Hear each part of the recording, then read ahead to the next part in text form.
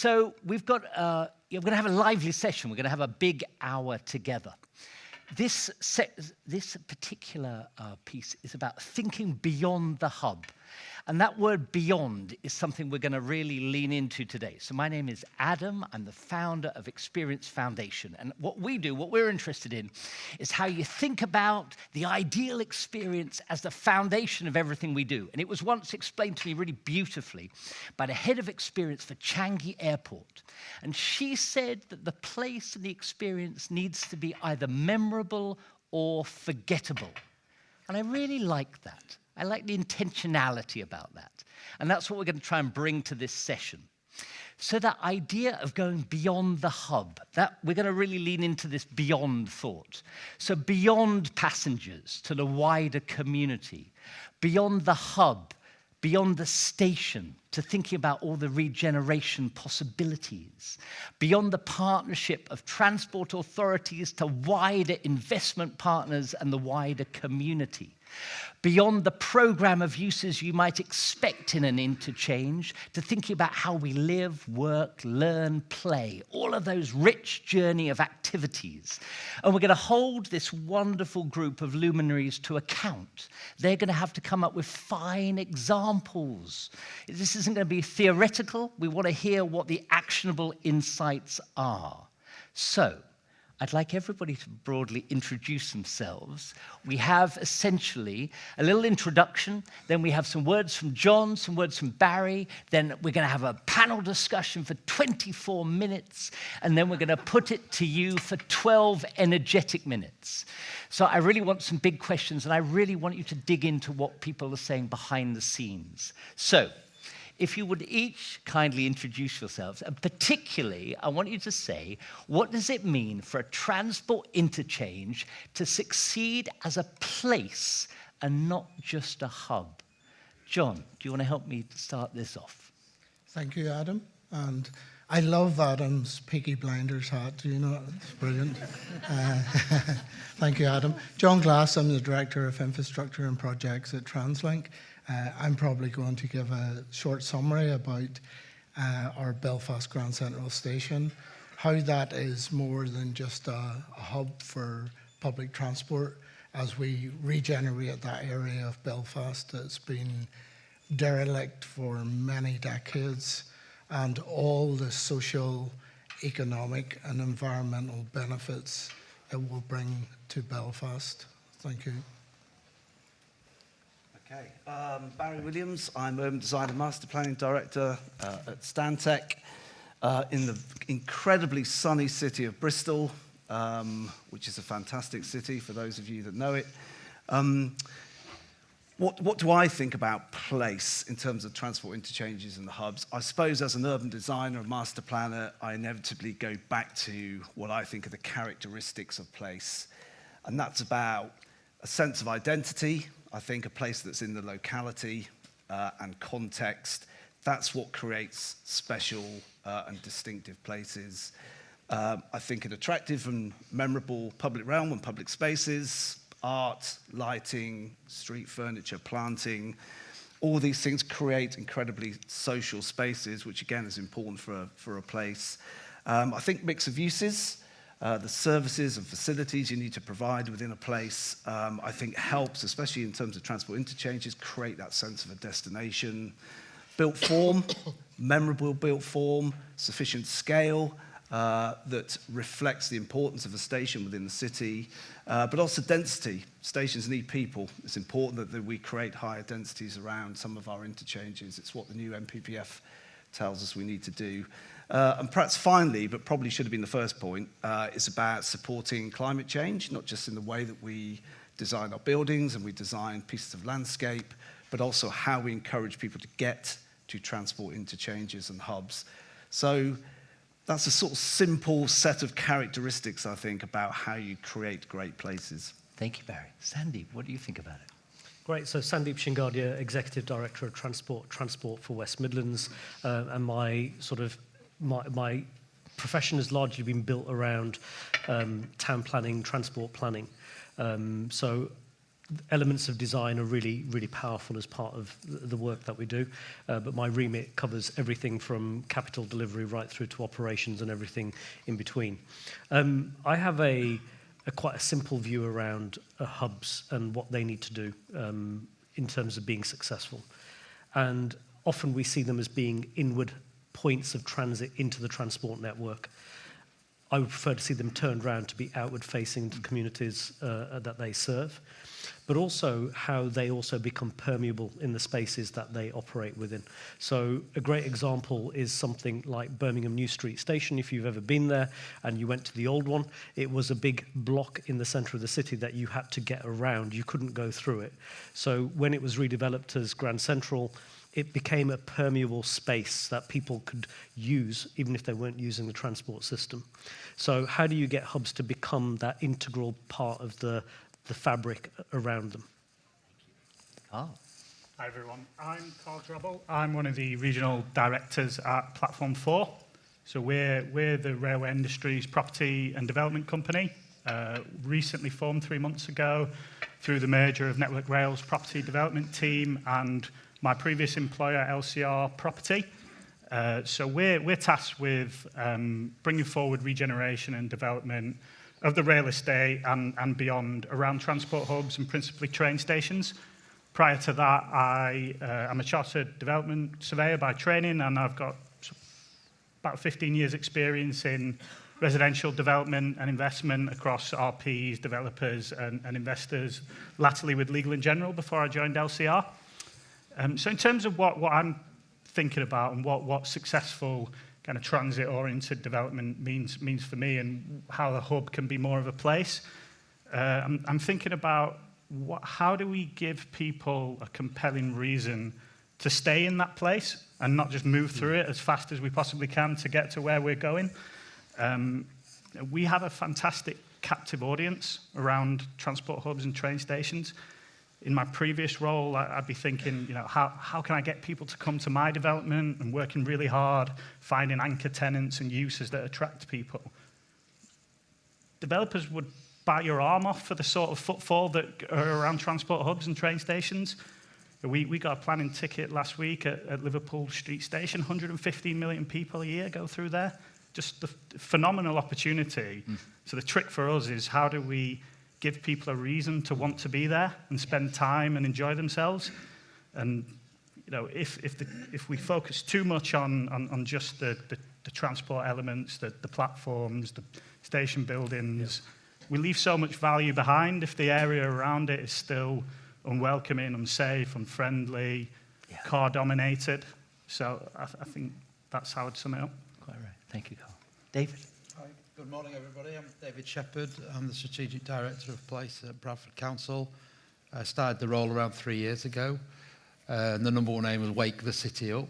It's been sleepy for a long time. It's a big city, 600,000 people. It's a diverse, young city. Yeah. Our first job was to wake it up. The UK City of Culture designation gave us the opportunity and the funding to do that. We've had a strong trading mentality as a council. We've done nearly £500 million regeneration programme of new offices, new entertainment venues. We've ripped up some of the city centre streets that had bad driver behaviours on them, calmed it down.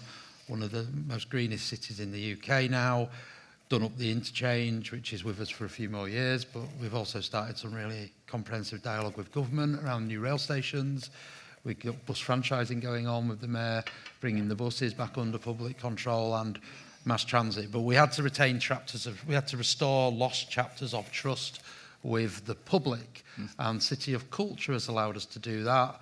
The regeneration projects have allowed us to do that. And now the city is really woken up and we've got development capacity, and it's about harnessing that in a way that kind of gives us the right winning organising system for a city in this modern world, post-pandemic. Cities are being used for very different things now. We've got a really interesting demography. They want different experiences. So we're learning as we go, but we've been brave. Thank you. Helen. I'm Helen Murphy. I lead Arcadis's rail business in the UK and Ireland.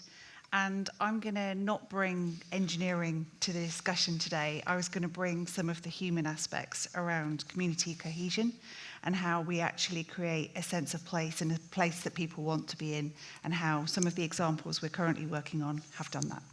Thank you very much. Right, we need a fine example. John, do you have one you could tell us about?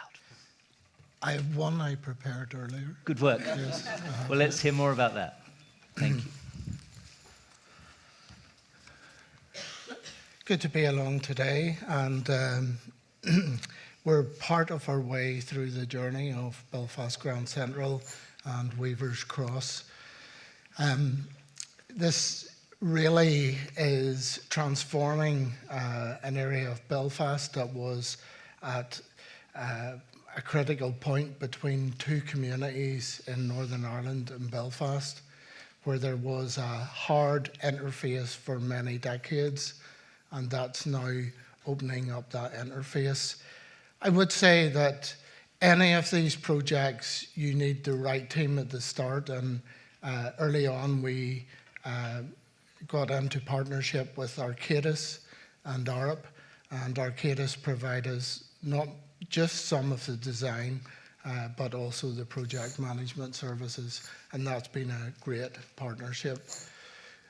Belfast Grand Central, it's the largest transport hub integrated in Northern Ireland, or in Ireland. In TransLink, we own and operate the buses and trains. We own the infrastructure. We own the stations and the property, and we operate those. And we have commercial property as well. We missed out on the whole privatization of the railway industry, and we're probably back in the same place now as you are as well. It's interesting how it does full circle. So what a place it is. The old station was small. It was restricting growth in terms of our rail network, our bus network, and we have a new state-of-the-art integrated station now in Belfast. 38% larger than King's Cross, and it was really the King's Cross team of Arcadis and Arup that we brought on board to deliver the station right from the concept right through. We can see here that we have got 28 bus stands down the bottom of the page. On the top of the page you can see the 8 railway lines coming in to the new station. What has it done for the economy since it opened a year ago? We have seen a 10% increase in passenger growth across our network. More importantly, we have seen a 50% increase in passenger numbers between Dublin and Belfast on that line. We introduced an hourly service between Belfast and Dublin, and that has been a success.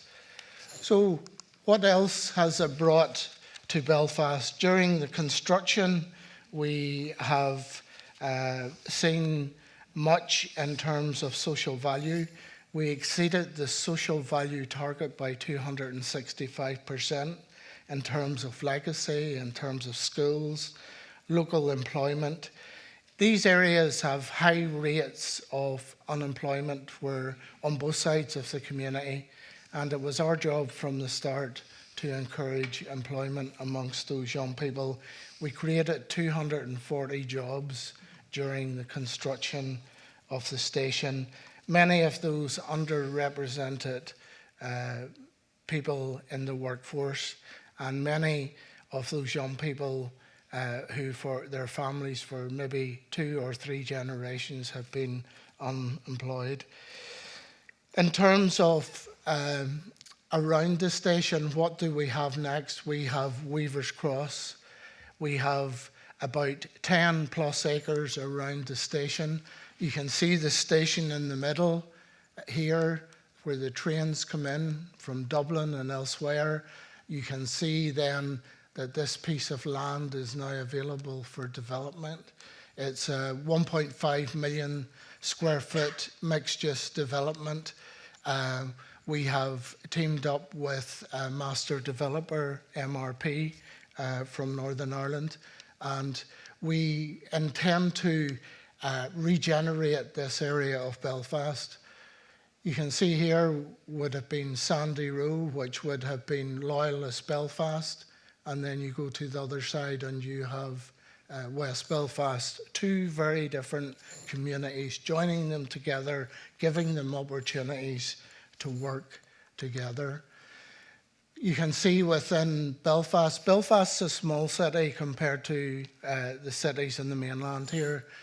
You can see from Weaver's Cross, you have the universities, the hospitals, all within a 15 or 20-minute walk.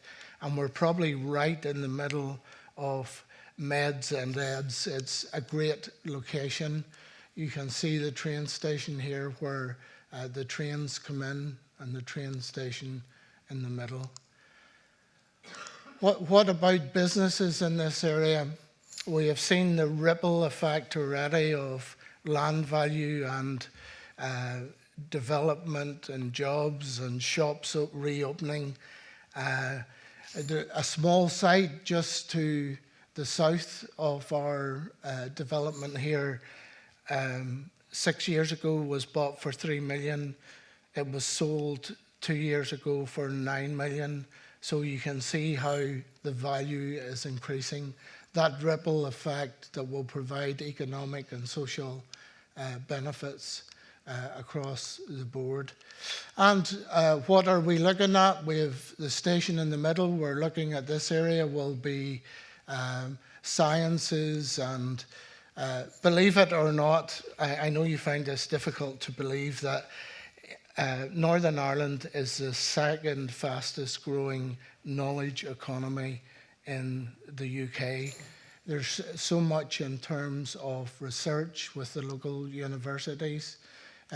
Here in the front of the station we will have grade A offices, and then here we will have mixed-use development of hotels, offices, retail, housing, and Belfast City Council are keen to develop that housing market. How did we develop this site? You know, much of the infrastructure outside the site isn't there at the moment in terms of active travel and cycling, but we have future-proofed what we could so that that site can be developed beyond. This is true transport-led regeneration. Time up? No? Another minute. This is true transport-led regeneration. What's my advice to you if you're setting out? I would say get the right team on board, get the right team of experts who have done it before. We were keen to have a team like Arcadis and ARP who had developed King's Cross. It had been a success.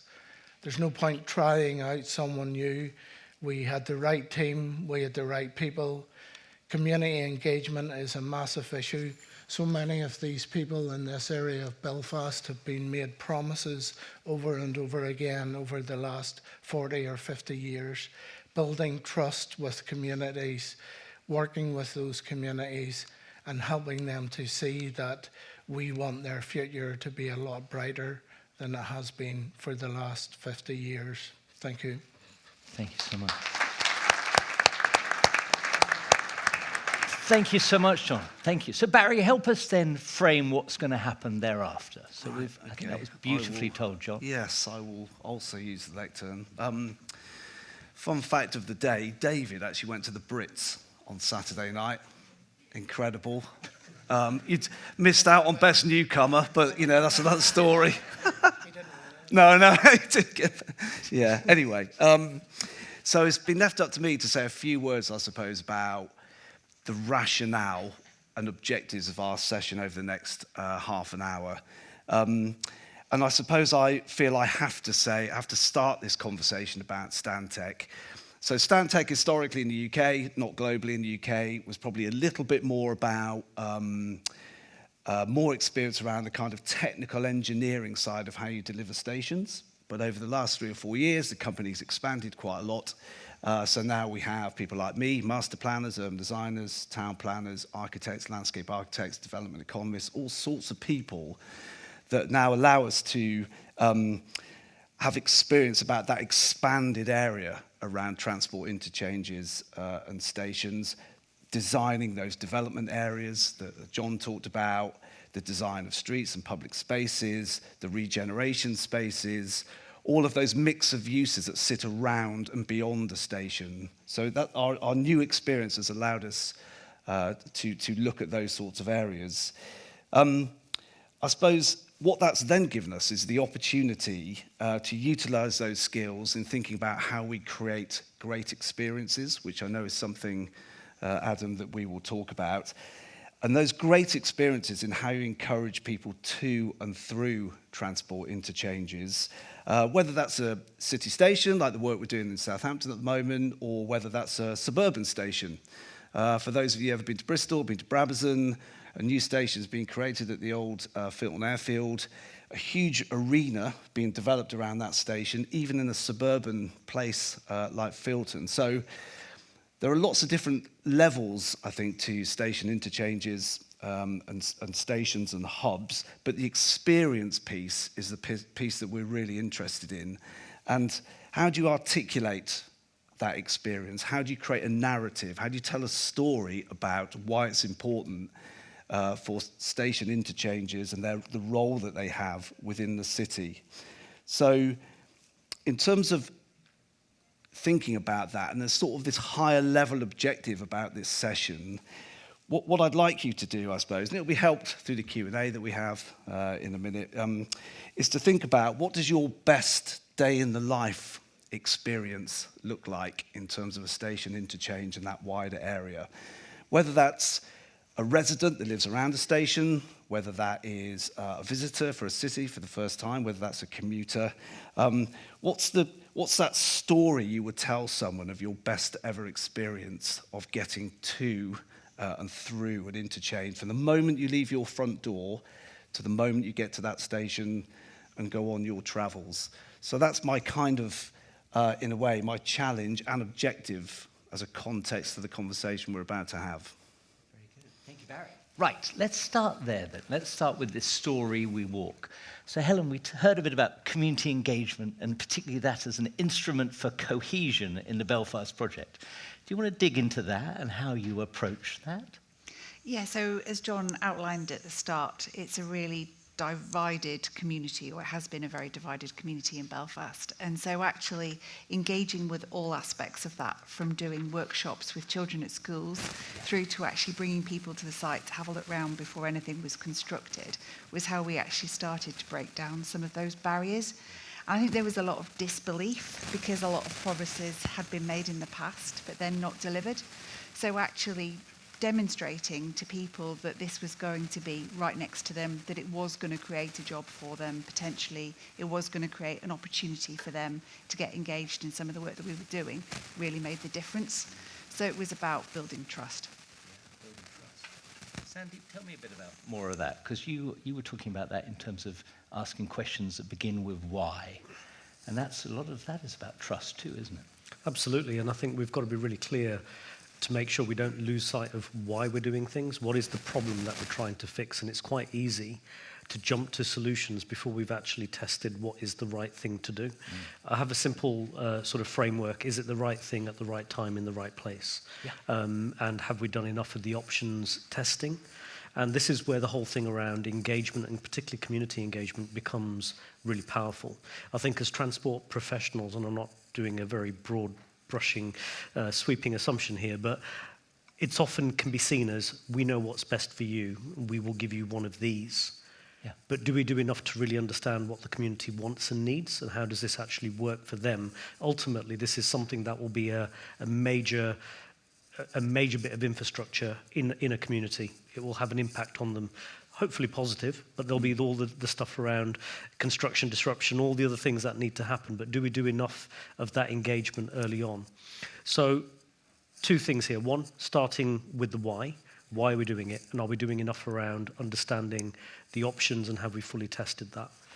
The second bit, coming back to this thing around engagement, is are we using design review processes as well as we could be? And are we embedding them into the way in which we work, into our decision making? And that's something that in the West Midlands we're really keen to make sure we are building that into everything that we do.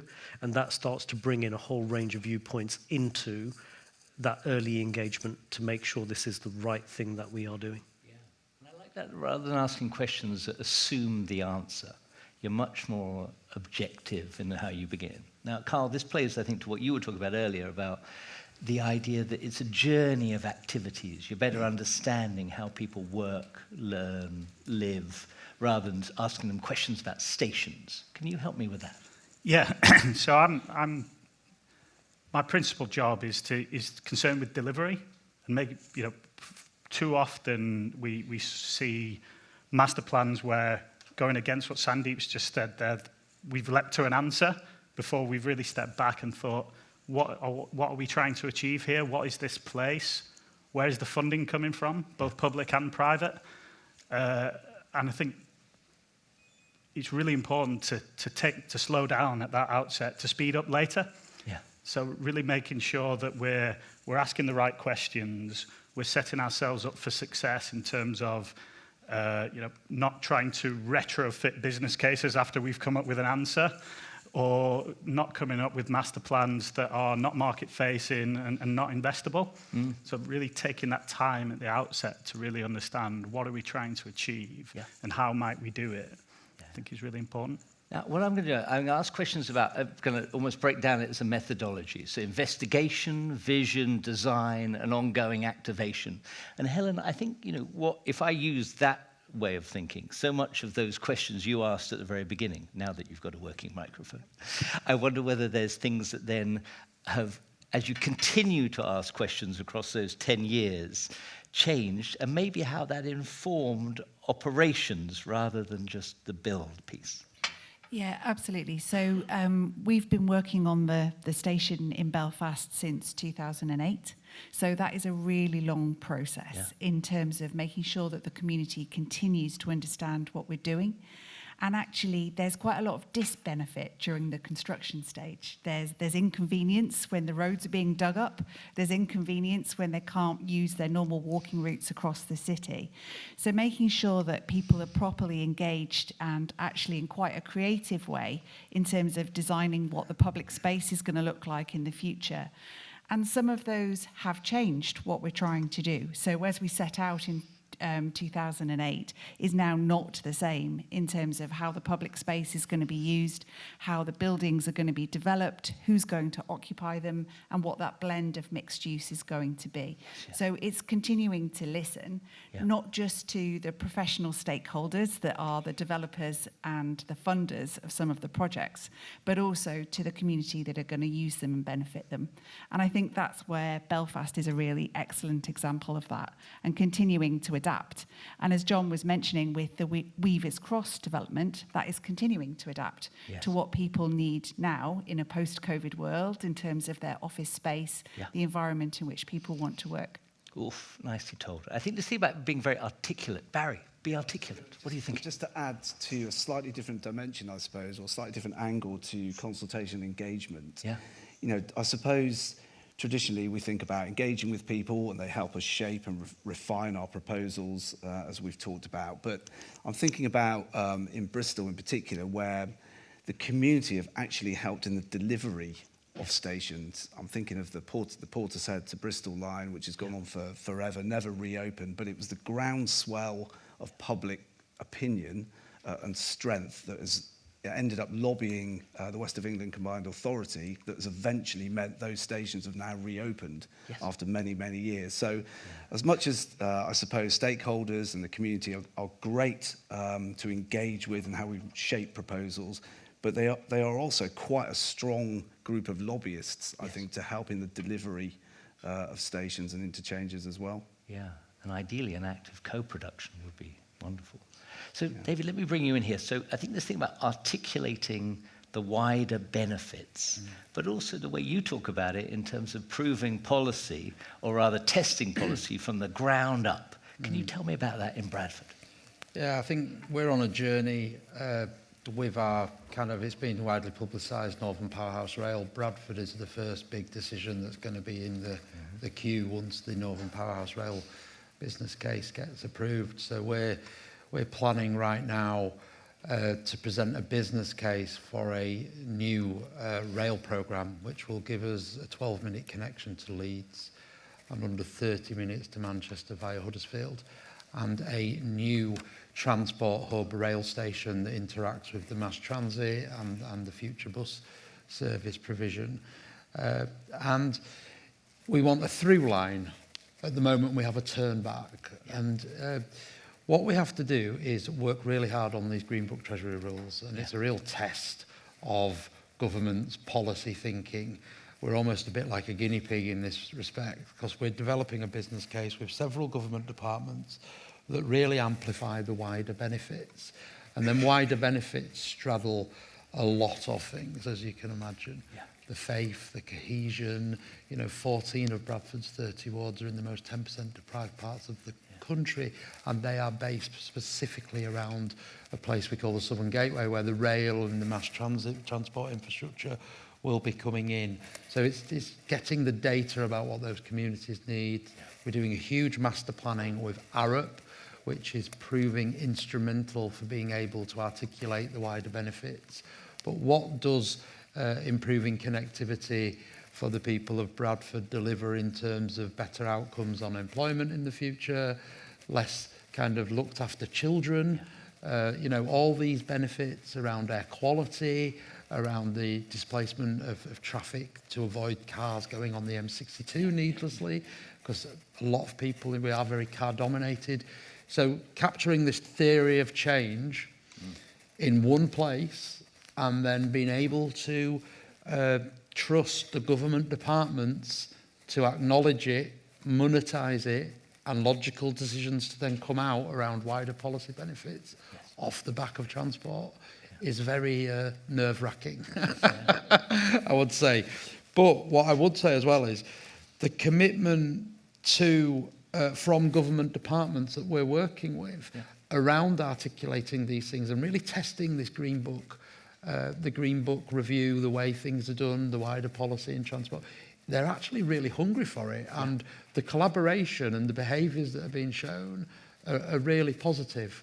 And the true test will be how does it change things for the people of Bradford and the city's fortunes. But I do think this change of Green Book methodology around investment decisions is a critical thing for the United Kingdom. Yes. And as cities and regions that are going through that, we have to do our best and hope that there is some logic. I always say it rather glibly, but I don't think anybody would think connecting 600,000 people to the mainline rail network is something you would look back in future years and say, why did we do that? It's a no regrets scheme, but we have to go through the right processes to release government funding, and we've got to make them processes as simple as possible. Yeah. Does anybody want more a bit of that? So the Green Book speaks about whole life outcomes. I mean, Sandeep, I'm sure you spend a lot of time digging into that. Don't get me started on Green Book. It's one of these things, you're absolutely right, David. What we're trying to get to here is what are the outcomes that we want to see? And they've all got to be aligned in lots of different ways. Many of us are working through integrated settlements and outcomes frameworks, and we need to show that every penny that we're investing turns a dial on those outcomes in the right way. We have the investment side of that whole decision-making process, which sometimes is skewed in different ways in terms of the outcomes that we want to see. And whilst the Treasury Green Book review goes quite far, does it go far enough, and will some of that be embedded within things like WebTag as the sort of primary units that transport projects need to use from DFT? Or will various government departments hold, no, we still want to see this bit and we won't capture those benefits? I think we need to, and this is the whole broader part of devolution, I suppose, where we know our areas best, we know where we can generate the benefits, and how do we then capture them in a framework that allows us to do it, to make those investment decisions to happen. Now, one of the big regeneration projects that's going on in the West Midlands right now, and sorry to bring football into it, is the redevelopment of Birmingham City Football Club. And the American owners, Knighthead, are, bringing a fair amount of cash to the table as well, circa 3 billion. That number seems to be growing, but maybe that's the American exchange rate. But £3 billion worth of investment. The public sector will need to come to the table and deliver some infrastructure. But we are working with government departments around building a different approach to business cases and talking about a place-based business case rather than a standard transport business case or other types of infrastructure business cases. Now, what is this and what does it feel like? We don't know, because government haven't quite got their heads around what will this be.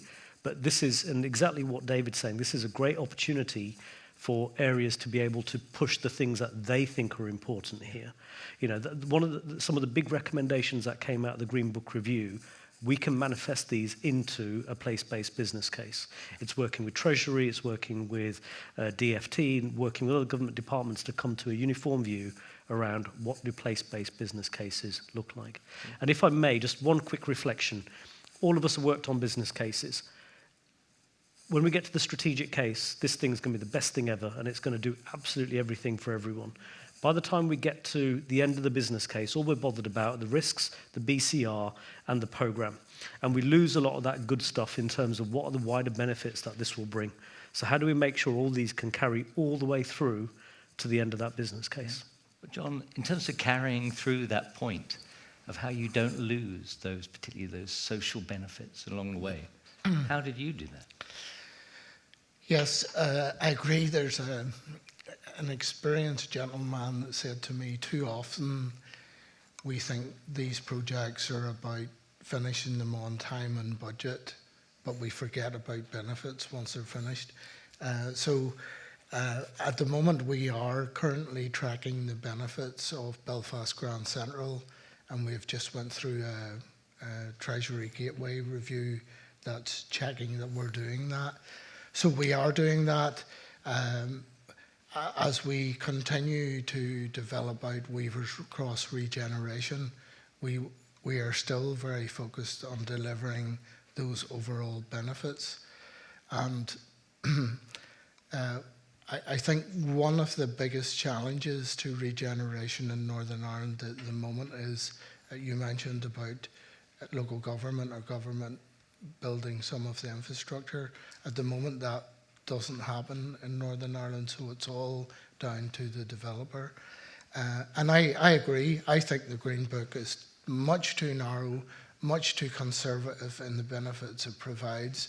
And I think we need to be looking right across, in Northern Ireland's case, not just the Department for Infrastructure, the Department for Communities, the Department for Economy, all those departments, and the benefits, health as well, and the benefits they bring, and find some way of measuring those realistically. Mm-hmm. Tell me about this in terms of design. Carl, maybe you help me here. In terms of then that rich mix of activities above and beyond the station that ensures, as you were saying before, that people want to stay, and ensuring there's enough understanding of that density up front, but also enough dynamism so it can change over time. What do you think about that? Yeah. So I mentioned earlier that the fantastic opportunity of the amount of footfall that some of these places experience, and there's an opportunity there, as you rightly point out, Adam, to, if we can capture even a fraction of that footfall, that can really support those active frontages that we're all trying to achieve in our developments. And if we can do that, that makes the living offer much more credible and investable. The sorts of people who would choose to live in these places want things to do of an evening and weekend, and they're looking for that activity. And if we can encourage that, then clearly the living offer becomes more credible. And I think about this kind of holy trinity of spend, kind of live, work, play. I suppose you could put learn in there as well, but I'm not sure what that becomes then. Is it spiritual square or something? But anyway, the point being, there's a symbiotic relationship between these uses, and they're supportive of each other. Yeah. And then in turn, they're supportive of the transport outcomes as well. Yeah. If we get people wanting to live, work, and spend time in these places, then of course they're going to be using the transport network to get to and from there, and that will of course support fare box, reduce taxpayer subsidy to the railway and the wider transport network. Yeah. I mean, Barry, this connects, I think, with the Story We Walk that you were talking about. And there's a wider array of activities there if we leap the red line. Yeah. But to what extent is then regeneration more important than the station within that narrative? Yeah, I mean, I think ultimately they work together, don't they? I don't think you can have one without the other. I think it then becomes an interesting issue about phasing when, and does the regen come before the station or the other way around? But it is a kind of almost a trust, I think, to get those two things right. And I think that comes down to, to all the things we've talked about around governance and around this collective vision and around plan production, all of those things. I think just in what Carl was talking about around density, it is funny in some ways. The new MPPF has talked about a focus on stations and raising densities around stations. As much as 50 dwellings per hectare around a station, which is really low, actually, really low. We all know that from, you only got to look at John's images. So that's quite laughable, really. You need far more people and far greater density than actually the minimum of 40 in the MPPF, which is a sort of suburban density in many ways. So I think people and that collection of people and the density of people is really important for stations to work. I mentioned earlier on about Brabazon. That is a suburban station on the edges of Bristol. Bristol Arena has gone to Brabazon and gone just outside that station for a reason. It's because of its connectivity, but two, because of the amount of people that will that station will serve. Yeah. And then I think it becomes then quite interesting about public realm and about the importance of public realm and public spaces and how people use public spaces and enough people to make those spaces vibrant and active and safe and at all times of the day. And then you're into that kind of balance, I suppose, around development value versus social value in a sense. What does that piece of public realm mean to people? And it's as important from a people value as it is from a sort of developer's value. So I think there's lots of interesting things, I think, around station interchanges. It's incredibly complicated. I think we probably all agree to deliver these things. And I think you've got to, you've got the development that's got to work together, the infrastructure's got to work together, as well as all those various stakeholders responsible for delivery. Yeah. So, very complicated. Let's start with the audience. So help us dig into this. So we've got a roving mic here. Things you might want to get into about the investigation bit, maybe the vision, maybe things about design, ongoing improvement. There's a gentleman here. No, it's coming to you. There we are. Hi, Paul Cook from Wilmot Dixon. Just really interested in the point you made there, and in terms of the importance of that balance of development value versus people value. And I was just keen to kind of explore that a little bit more in terms of where's it working well currently, in terms of how you measure that as well as you go forward, obviously, with your project. But projects fundamentally that you're looking at to say they've got that right, and to sort of replicate, but maybe to shape that for your own place setting. Who would like to answer that? I suppose that John, at the moment we're probably seeing in Northern Ireland it's a mandatory requirement for 10% of your project to be focused on social value. Dom, I mean, like, in terms of the outcomes. Oh, the outcomes, sorry. In terms of how the place you've developed is hit, not in terms of the social. Yeah, not in terms of the social return of investment, but in terms of the outcome of the place once it's actually been created. Where has it been working well? As an example, we recently completed Stockport Interchange, which has obviously got a number of those facets to it, a sort of public realm park. There's residential elements in there as well, and that seems to have really invigorated as a catalyst for Stockport. I'm just wondering what else is happening around the country. What are those examples that you're looking at where you're going, actually, that is where we need to go with these projects? Yeah, I suppose it depends, I suppose, on that hierarchy of, whether it's a city-based station or whether it's a suburban station. I always think Sheffield is a good example. I think where the quality of the public realm, the old Gold Route used to take you into the city, I think is a good example of where they've got the balance right around public realm and development. Cambridge, I think, is also another good example. You know, Cambridge, they've managed to get the quality of the public realm right, I think, and balance it with all those other pressures on it around buses and taxis and bikes and all the other things. But I think they've done a really good job in Cambridge getting that right. I think it's quite interesting when you look at the uses around public spaces and in stations. You know, traditionally, I suppose historically, we've gone to housing, commercial and retail. But are there other things that would make it a much more interesting space? I think it's difficult to judge whether it's been a success or not. You know, what the sort of KPIs around public realm. I think that's quite difficult. And in a way, only time will tell, I think. But because it's difficult, I think, to have a kind of pattern book of what constitutes the right size of space outside the station. That depends on lots of different things. You know, again, I go back to Brabazon. That's quite a big public space outside Brabazon, or what's called North Filton Station, because you've got Bristol Arena, which is massive. So, so there are some good examples, I think, across the UK. I think everybody wants a bit of this rich mix thing. David, you were next. What do you want to say? Yeah, we have a situation in Bradford where you can stand in the centre of Bradford, and if you go 13 miles to a place called Ilkley, which is renowned as one of the best places to live in the UK, the life expectancy drops 14 years. That's bigger than the gap between Shanghai and the western provinces of China. Wow. Okay, so in terms of outcomes for people, that's something we're looking at. We are lucky, and I mentioned something about brave leadership. It's easy to be brave in leadership if you've got the right data behind you. We have this study, it's the world's largest study into the needs of people from the day they were born. They've been followed every day to the age they're at now in their 20s. It's called Born in Bradford. And the data that's coming out of that is telling us every day what decisions in people's life course as they grew up would have been the most valuable to take. And it's a very complex exercise to then cross-reference that to decisions around regeneration and built environment. But we need to do it. It's the key in our kind of place. And then there's your everyday simple things. So when we were redesigning the city centre, it was a mandate to the landscaping team that just make the city centre look more like Ilkley, because people love going there. Just make it look more like that. That was, and they're specialists, and they go off and they think. Yeah.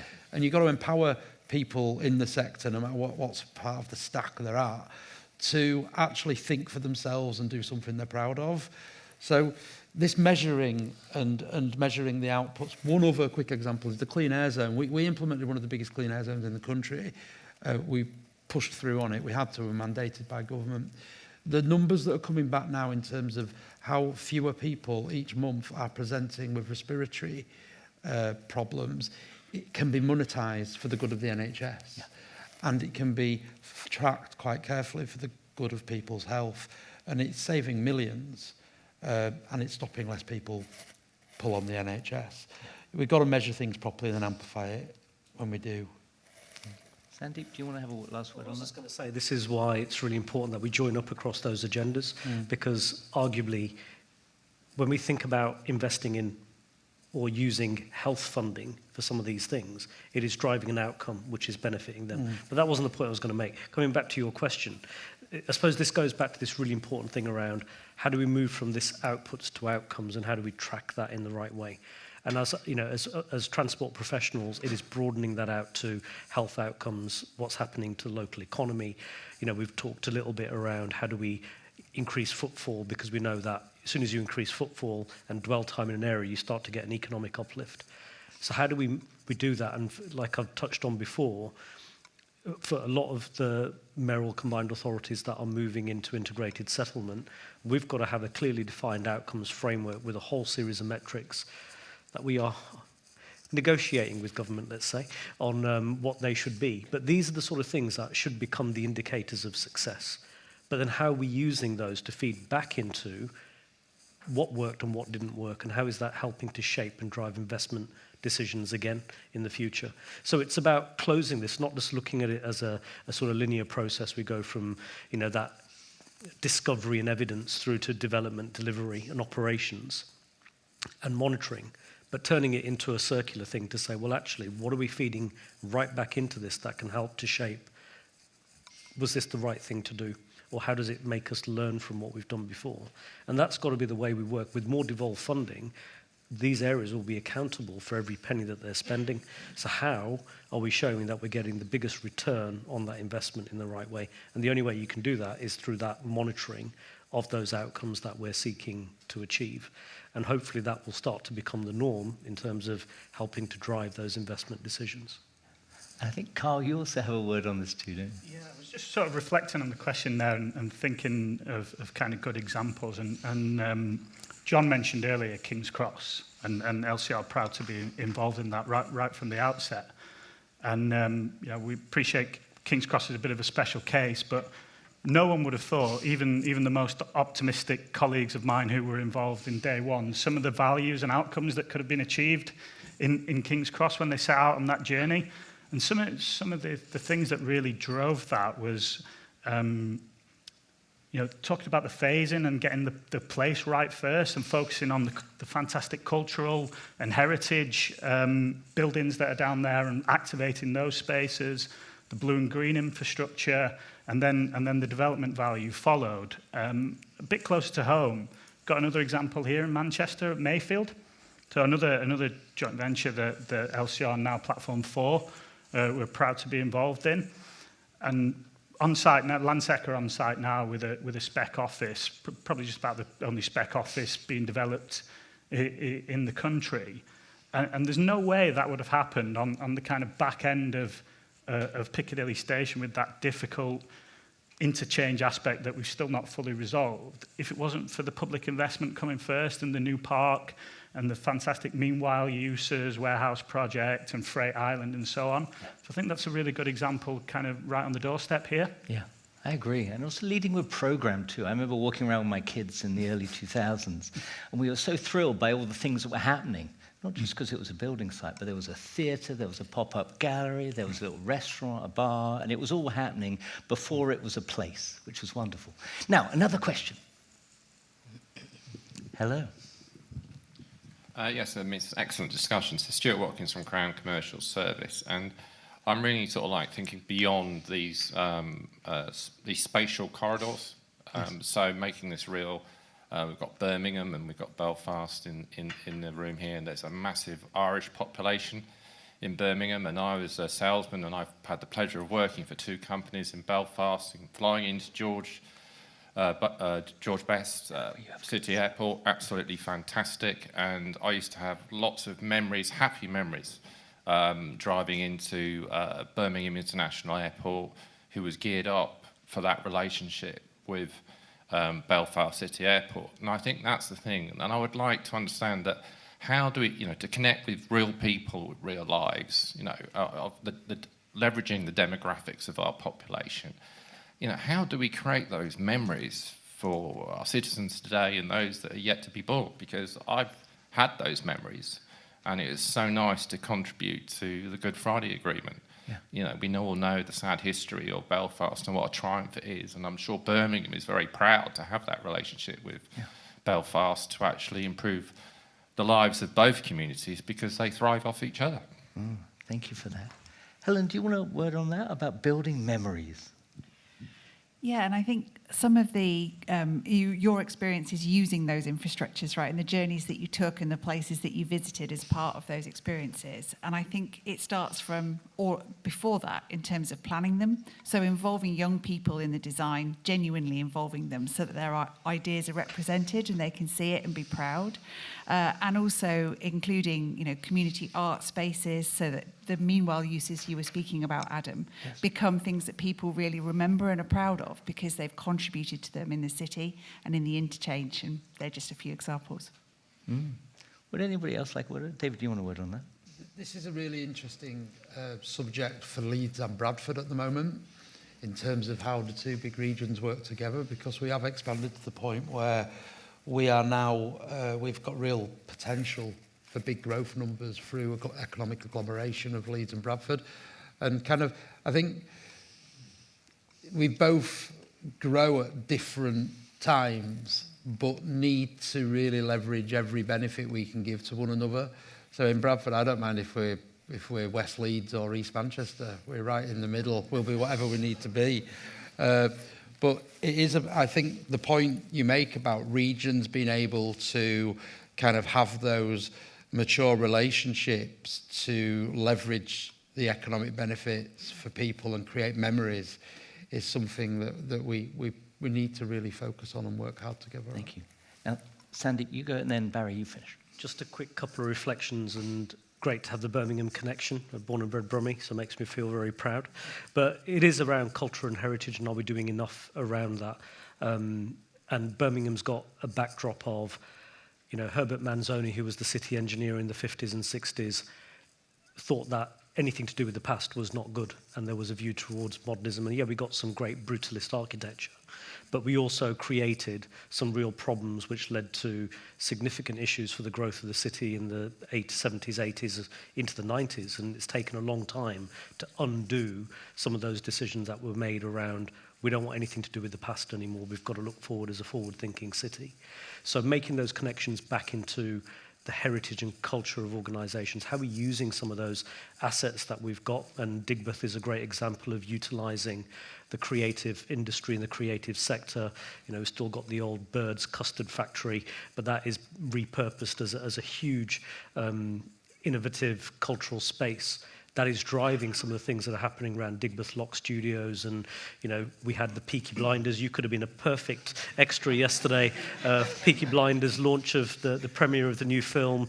We've just wrapped a tram in the Peaky Blinders livery. But, you know, we've got these sectors that are growing that are also tying back to some of the heritage and the culture of a place. And I think that's the important thing. If we're really genuinely focused around place, we can't ignore that, and we need to think about it. Final point I was going to make is sometimes we can be too inward-looking, and what David just said about doesn't matter which way you want to go, but we do need to think about that broader connectivity and pan-regional connectivity outside of our respective areas. Thank you, Sandy. Now, I just heard some clapping. Last word from you, Barry. Right, okay, I better make it quick. Yeah, I think the really two things really. One really interesting I think about station interchanges is their role and how multifaceted that is. It's a destination, as Carl was talking about. It's also a gateway. It's also a meeting place. You know, it's got lots of different functions within the city. But I think in terms of memories, I don't know if it's the same in many other stations. I can only think of Bristol. When you go into Temple Meads in Bristol, you have that moment when you come out and just go, oh my God, where am I and where do I go? But in Bristol, they've got city hosts who are proper Bristolians, you know, come up to you and call you Babber. You know, they're proper Bristolians. And you can ask them anything, and there'll be a story behind whatever you ask them. So if you say, how do I get to the Old Vic? They will tell you a story about the Old Vic. And I think to have that experience as soon as you come into a city, I think is kind of incredibly valuable. And I think and it already gives you a great experience and a great memory of that place. Thank you very much. Well, thank you, everybody. I think there's been a golden thread here, hasn't there? That's been about empathy, about shared experience, about social engagement, about better understanding the people we're there to serve so that we can create places that are meaningful and memorable. So thank you to my fantastic panel. Thank you, audience. Thanks for coming.